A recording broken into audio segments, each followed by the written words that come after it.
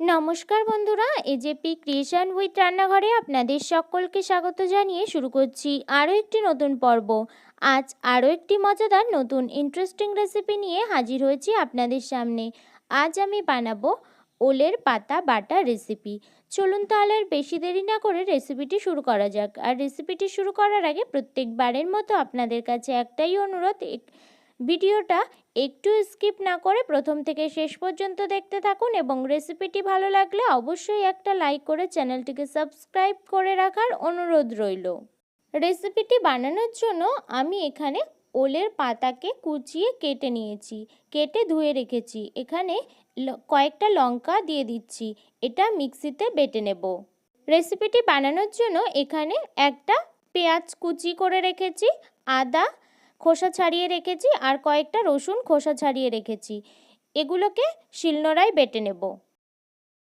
এই পর্যায়ে ওলের পাতা আর কাঁচা লঙ্কা আমার মিক্সিতে বেটে নেওয়া হয়ে গেছে। রেসিপিটা বানানোর জন্য আমি এখানে কড়াইতে তেল গরম হতে বসিয়ে দিয়েছি।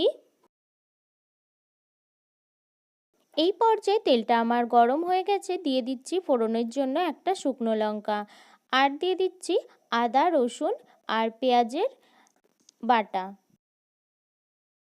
দিয়ে দিচ্ছি স্বাদ অনুসারে নুন।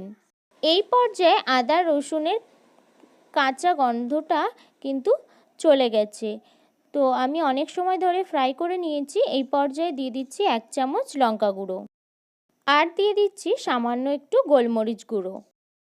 এই পর্যায়ে সমস্ত মশলাটা থেকে আমার তেল ছেড়ে দিয়েছে আর কষিয়ে নেওয়া হয়ে গেছে।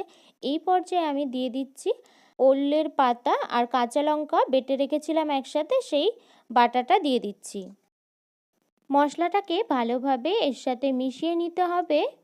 ওলের পাতা বাটাটা দিয়ে আমি এখানে 10 থেকে 15 মিনিটের মতো রান্না করে নিয়েছি। দেখুন কালারটাও কিন্তু অনেকটাই চেঞ্জ হয়ে গেছে আর শুকনোও হয়ে এসেছে। এই পর্যায়ে বুঝতে হবে যে রেসিপিটা আমার রেডি হয়ে গেছে, আমি নামিয়ে নেব।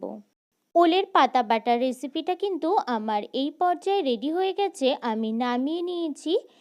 ভাতের সঙ্গে পরিবেশনের সময় অবশ্যই এই পাতা বাটাটা একটু লেবু দিয়ে খেয়ে দেখবেন, আশা করি আপনাদের সকলের খুব ভালো লাগবে। আর আমার এই ওলের পাতা বাটার রেসিপিটি যদি আপনাদের ভালো লেগে থাকে তাহলে অবশ্যই একটা লাইক করে দেবেন এবং কমেন্টের মাধ্যমে জানাবেন আমার এই রেসিপিটি আপনাদের কাছে কেমন লেগেছে, এবং বেশি বেশি করে শেয়ার করে আমার পাশে থাকবেন, আমাকে আরও উৎসাহিত করবেন। আর আপনি যদি আমার চ্যানেলে নতুন বন্ধু হয়ে থাকেন এবং আরও নিত্য নতুন ইন্টারেস্টিং রেসিপির আপডেট পেতে চান তাহলে প্লিজ আমার চ্যানেলটিকে সাবস্ক্রাইব করে পাশে থাকা বেল আইকনটি প্রেস করে অল নোটিফিকেশান অন করে রাখবেন, যাতে সমস্ত ভিডিওর আপডেট আপনি ঠিক সময়ে পেয়ে যান। আজ এই রেসিপিটি এই পর্যন্তই। আরও একটি মজাদার নতুন কোনো ইন্টারেস্টিং রেসিপি নিয়ে আপনাদের সাথে দেখা হবে আরও একটি নতুন পর্বে। সবাই সুস্থ থাকবেন, ভালো থাকবেন এবং সাবধানে থাকবেন।